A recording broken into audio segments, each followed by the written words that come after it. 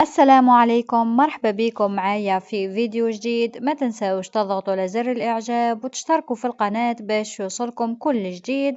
اليوم جبت لكم موضوع مهم يهم كل واحد يحب الحلويات الرمضانية، خاصة قلب اللوز المحبوبة عند الجزائريين.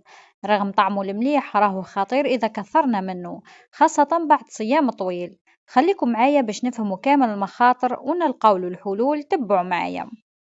أول حاجة لازم تعرفوها قلب اللوز راهو غني جدا بالسعرات الحرارية والدهون والسكريات. مثلا الحبة المتوسطة راهي فيها ما يعادل من 13 ل 17 قطعة سكر، يعني أكثر من الاحتياج اليومي بزاف.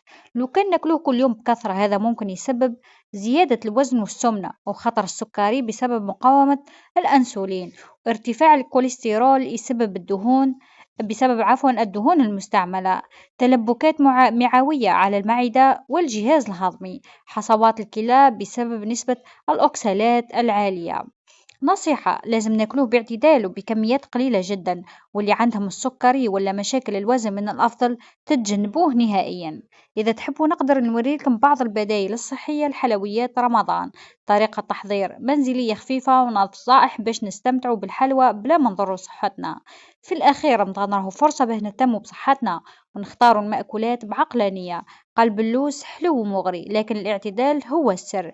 إذا عجبكم الفيديو ديروا لايك واشتركوا في القناة واكتبوا لي في التعليقات وش تحبوا، قلب اللوز ولا لا. في فيديو قادم إن شاء الله.